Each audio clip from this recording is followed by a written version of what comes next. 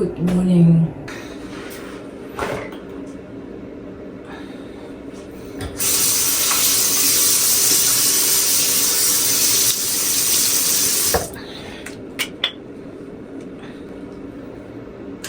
Hey, my pinang kapal.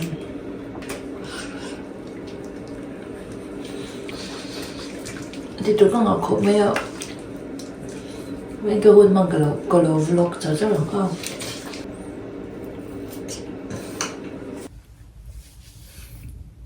오늘 이렇게 막말 사별을 뭐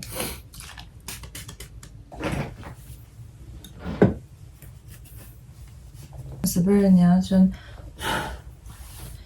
이 라이터를 미자 가줄로냐 이 인충을 디레난 그 치치나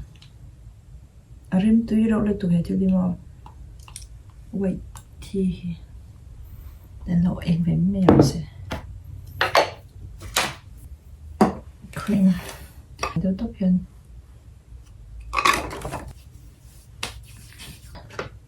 sunscreen when he ni somparia October ni somparia nya zirtopanya swan này nào cái câu đó tuần hi nó câu lên cái siama nó câu tuần cái siama chuan nó câu zo huna na cái zo fel huna hay nó tu cái hianin in này tuần oma chumi tan chuanin akan chei saka decoration kan ti saka kai le ko una nu nen chu Monday le Wednesday kana tlang pui tam zo zo kan zo fel to kha kan thiar phe nga su ta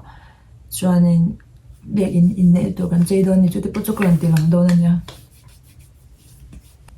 kami azo khan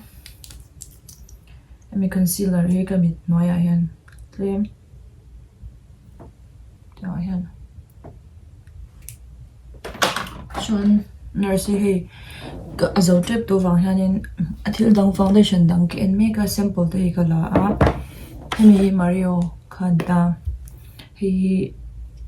born this way khanta ka duai a cover dani ka tu thu sam cha lo wang ne ka test mega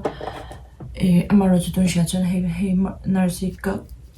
hemi scar ne ne hi a cover ne bera ni ka mang la shi pa dang thâu phang hay chút bụi chút rồi này chuanin spongy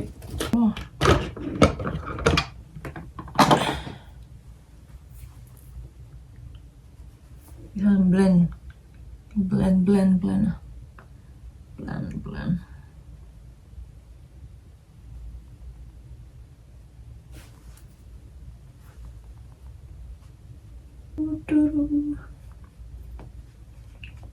shade mà shade leaf vừa thấy bỏ thao thấy tốt là hay buộc khát thì cần không ra trình xem nhá bây giờ phải là khăn loose powder thì cái này là Morphe mà sẽ bear đủ đủ cái măng bể lâu rồi nên mình phi đến bao ngày mình làm cái kia không cần khổ rồi là về lẽ blush Maybelline blush nhá thì claim zone cái kia hand claim tên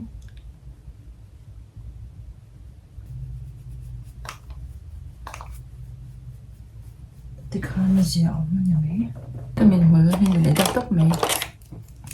kinh tế awesome cái tìm mà rồi còn hi với chung cần vlog về xe cái lần tiếp theo về về này thì em cái tạc ngay luôn mà cho nên Rare Beauty nhá eyeliner khăn thì hiện claim té cái chuya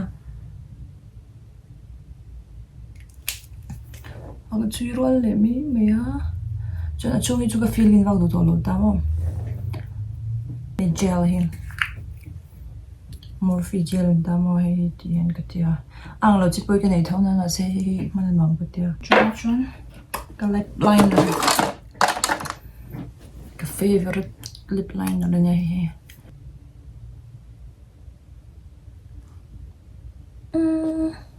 te cái tủ rất bằng anh như cần gì lên em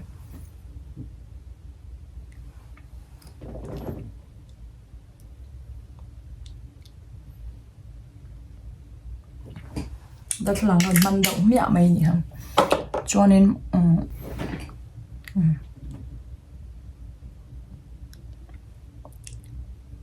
quân sẽ cút cần xíu lúc sáng có khởi để đó là vàng lên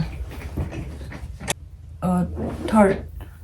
ai mascara khanya cái tủ khăn tao chân lima ở đâu đâu ngã khanin lima ở đâu đâu à cái chụp cái liền tôi thì khăn lash extension là ngay tôi đầu tám mà mấy cái chiếc lem thì cái là bốc xếp lo à sao hết chút cái tia sống sao hết chút cái tia mà sẽ thì cái số yang hay suốt về lệ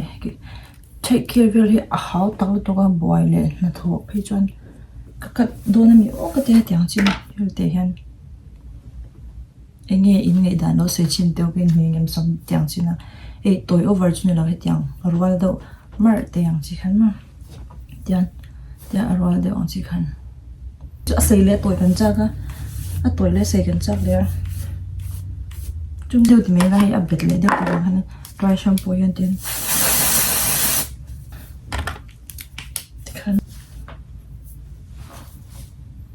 cho nên chụp cái lệ lúc đang xem đi đâu đây có appointment bắt cái này à đây là mình sống thùng bằng hai cái hồn luôn mình chỉ chung hi mo hun pek ve ngai thing le tuka se kan thon nam mun hi a nai lo wa ta tang han mình nhìn về cho ni wa han okay cho nó cái mình chụp đó lúc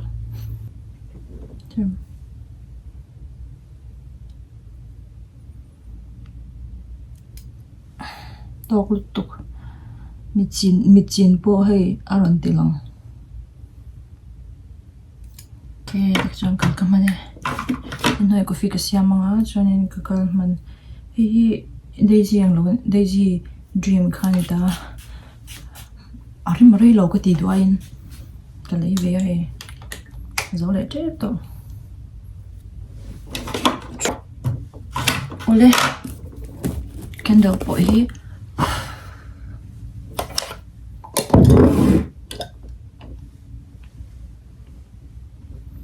kanin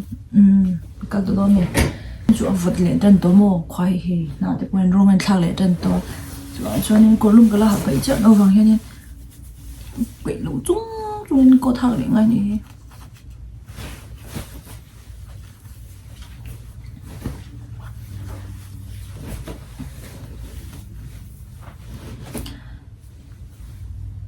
nói cái chỗ của phi cần xem mà nàng cái đó nhá nó có cái về ru mình thôi là bể cái nhá mua cho nên mình interview mình lâu thì lâu là cần xem lúc mà mình té cho nên cái vlog vàng cho thì như trong lên gì mà cần cái mà hiện mình lại lâu té có chơi rất chi năm chú mình vàng này ý còn chơi lúc này là ra thì cái đồ réo mà mình chẳng tên lâu lúc bây giờ ta kinh tin lúc cái bung sòng pan nhị trang sòng nhị pan nhị tin azir thì tên này là chú vàng cái gì là chú anh nghe cái yang ô thì in nun na thu lệ anh nghe cái silin cái phèn ang ô thì in taksa lung kham su e tur ai nun na athu puizo ani silfen ai puin taksa athu puizo kani chawak te hi ngai to ro buan tu lova an at hek lo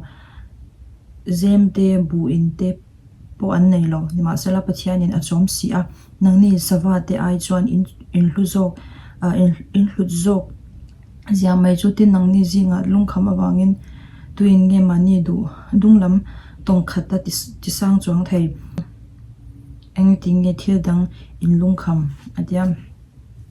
ta helaya kariro lo oncho I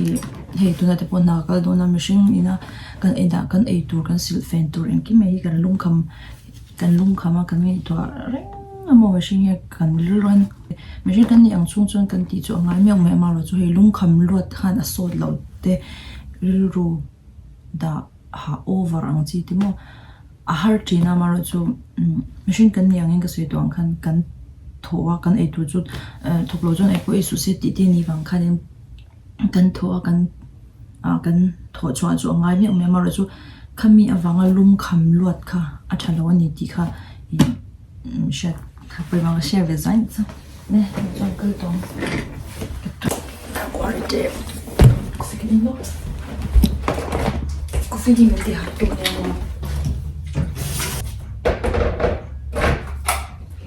tlem katia tlem tele powder kha ka mangamo hey ka collagen inchin ka tel china ngai ya bura ka inchin na pina ta chu bottle te ka nei lawa ti ya coffee ka tel mai chan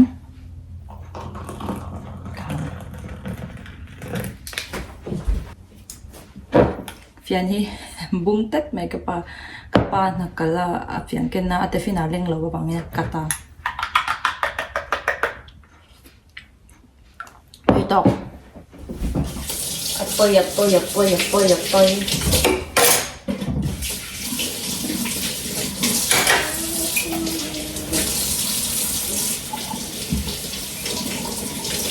kada sakto kalau ngai to jang lo tu nai su ai cần cái lời anh về nó sao đi tụi ta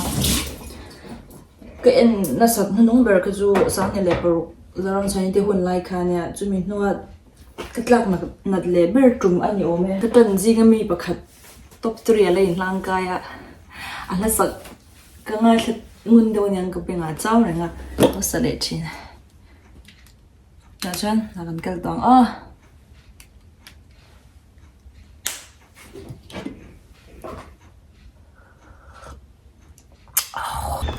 kal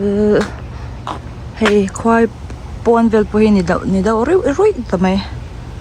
na te poki an thak tan le don ka lipstick tinge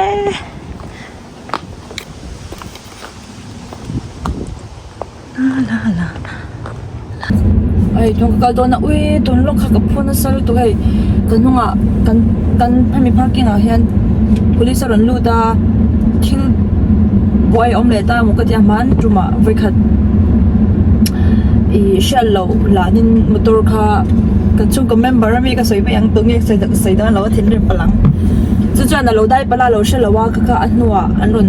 zon le khat yang deuh khan do na mo ka te ui ka lau thong man lu tu ka ai a return u turn tur zo kham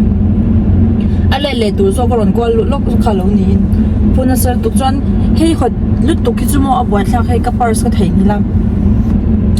moitia motor kapars ka dati maya kan nakalu na tur chabi ber kapars chunga ka dati buk sewangin beng hon kang ha to ngai ni ka soi chumo he motor he halai ding luai hi male ki na in thak tan rong ki alang ka laftam man lo tuni be na kalangai to mo kan thil chei to chu kan ka chunjom to don ni chu te chain kalau ti lang je langa he ban chu ti han kan ha chu to zo ni me je to ki chu tlemin hun thol kan in siam ve dewa kar tir lama kan ka hun tam zo kha ka no chin da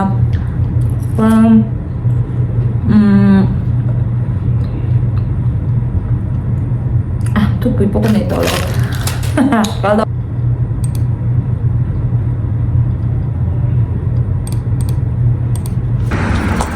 na tang ka chok fel cha hi na te po lo tle to ni hi deal ho to don anwa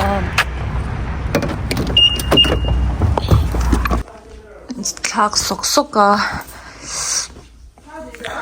flex te tu khan se tle ma zo lo zo to a kan ti mek thank you hi kan sia he kan zar fela han thala in men lo pui ve a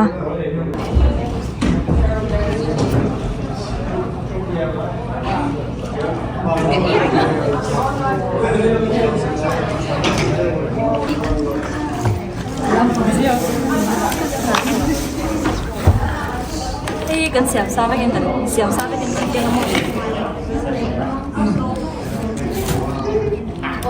Hindi mo, kan business min ka. Kan business min kan update ngay. พี่มั่วพี่กันราคา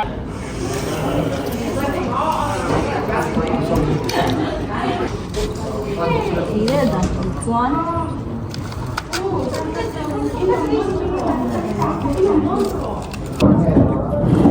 Puannya deh lawa doangin nam duk tu sam dan lang tak.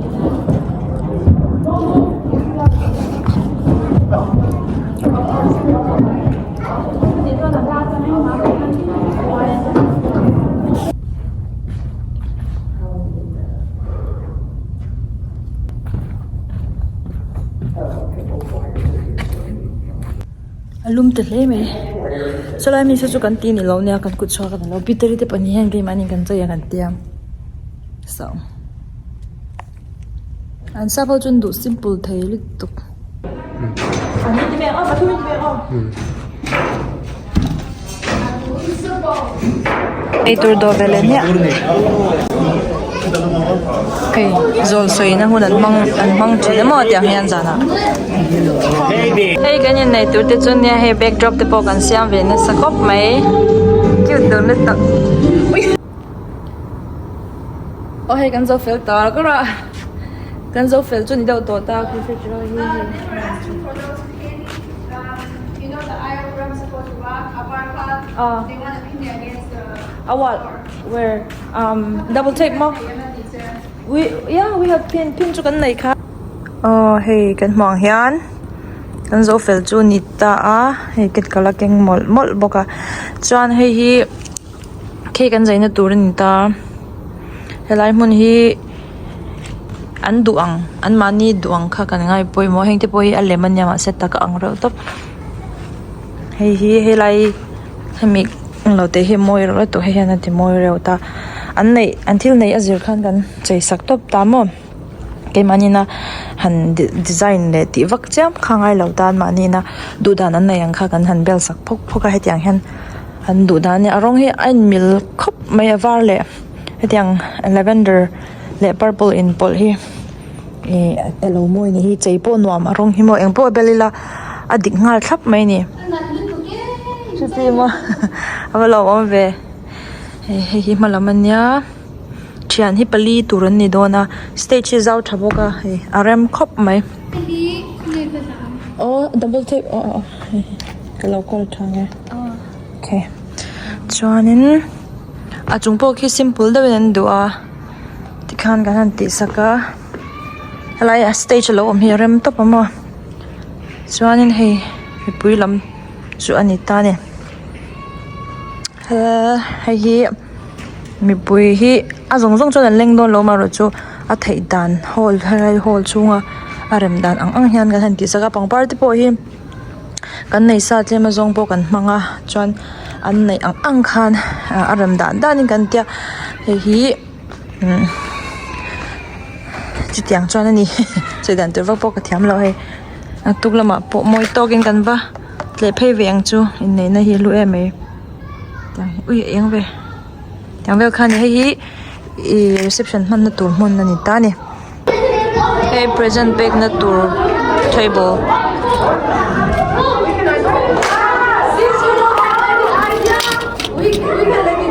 tan jak nga tan pen welcome guest mom sparkling da to nuwa nia chian mo chan ten an toast to no pa na tam ve in ka tlenga grill cham to ka he noodles ko siam ringot It's new music. aya na thilei tur min pe ve phal lawa Good, huh? hey Wouldn't know. Then why'd you bring it up? na ka pa in tur avocado It's Captain le milk shake ni hi ka shitlang don ten ka shawan chu a big in chung kha vat ve deu sia noodles pork chop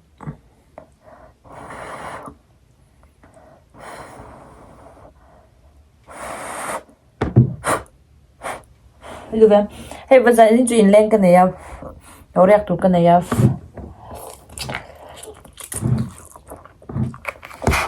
Ra xem lẩu lẩu đâu nè. Ui, tôi liên tục à. Lòng tấm ngâm lẩu.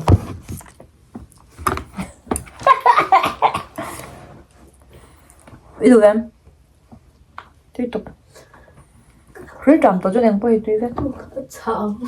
Hỏi. Ôi, thì có chú giống cái với nó cái hôn man thì chú nhà hay cái boy khóc mày à. Với chú cả alo nó cột trời này chứ. Ang lâu đi tới cái tí giống cái này mà sẽ cái hôn cái boy na hôn cái hôn man lọc lên mày với chú. Ui, nó chú. Ôi cái baby.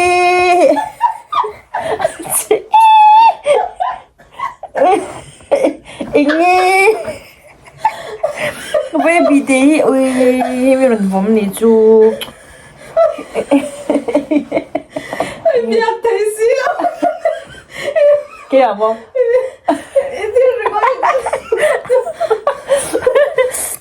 với các sản phẩm sợi ray to với nó các hun man dan kita cái boy nan mà sẽ ăn mà cái liềm pui cái lọc pui cái mà bỏ hay cái mà như là thổ bia là mà hobby lắm mà hobby lắm mà cái tiếng anh tiếng khăn nom cái tiếng chú này sẽ là chọn hay cái này đó cái trong giọt mai